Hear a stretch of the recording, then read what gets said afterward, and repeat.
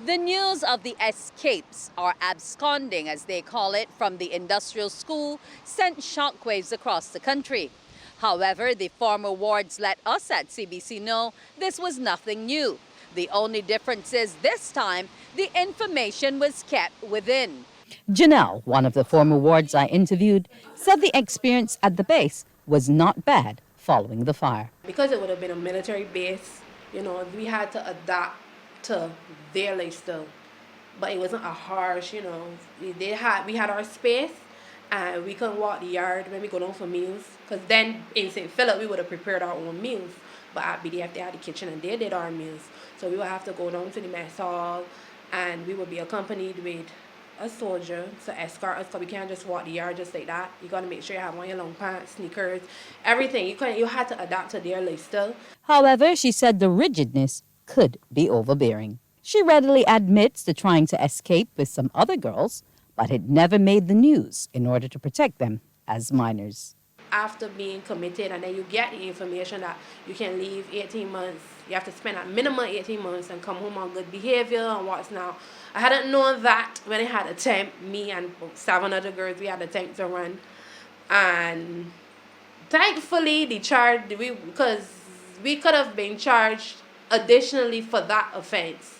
But at that point in time, the police had decided not to. So I'm thankful for them for that. For Rashida Ned, however, while she thought about escaping, she didn't try it. And in fact, as a big girl, was quick to stop any plots. Everybody that was there had plans to run away.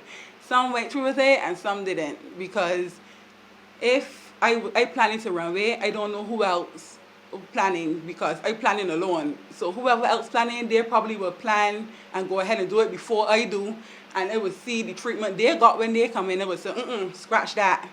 You understand? So everybody. So you never did attempt? No, I never. Okay. Never did. I chose a different route.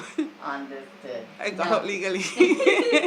She did, however, do her fair share of fights, but staff never hit them as punishment for those fights. I have never seen an auntie or staff member hit. As a matter of fact, I think they were kind of like frightened for us. I never saw that. The older girls, as they would say, saw that the younger ones have planned to run away, and they hear that, especially when we put things in place, as in, because we would talk to the principal, like, to say what is making us uncomfortable, what we want done, or something like that. So if we got breakthrough, like for instance, we had, as I mentioned, the smarts. We got rid of the smarts and we were wearing our own personal clothes, to feel normal on the road, and somebody see you in the smart, they know straight away. She from the government industrial school. So when we are in our own clothes and they run away, it's going to be hard to identify. So when the older girls hear that, they will beat them.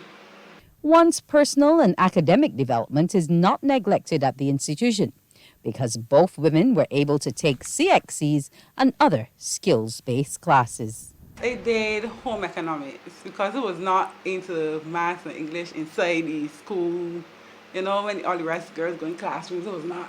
I was out in the garden, doing needlepoint, came to the Nifco needlepoint, by the way, up there. So needlepoint and gardening, home economics and stuff like that was my thing.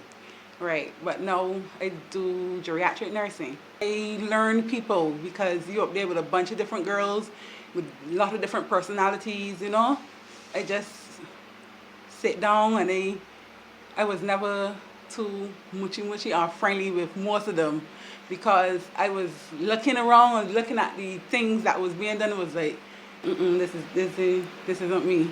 When somebody's gonna tell you when to eat, when to sleep, when to bed, when to go outside and stuff like that, it was not me. So I did what I had to do to come out. Janelle was successful in her CXCs. I would have done 5 subjects when I was at there. I got back 4 because maths was tough for me. So the other classes, I got the English, all the other subjects, and I read, so they would have provided the books. Even though there were no teachers, they were still able to provide books for us to do the studying. While the women admit to the delinquent behavior they exhibited and accept their punishment, they say it set them on the right course in finding purpose in life. However, they want the leak stopped from within the institution to protect the girls so they can have a normal life after GIS. The public is just hearing these things. You're just hearing negative things all the time about the school. You don't really know, because to come on camera to tell somebody, that you went there, tomorrow a whole judgment line, oh, you went there, so everybody, people, there are girls who want to speak, but they don't want to show their face. Some that just came out of the school, some that came out a long time, because then society can judge them, you understand, and it's hard. The former wards at the institution had made one thing clear, and that's that the government industrial school made them into who they are. It gave them purpose in life, and that's why they do not want to see any closure at the school. Reforms maybe, but definitely no closure.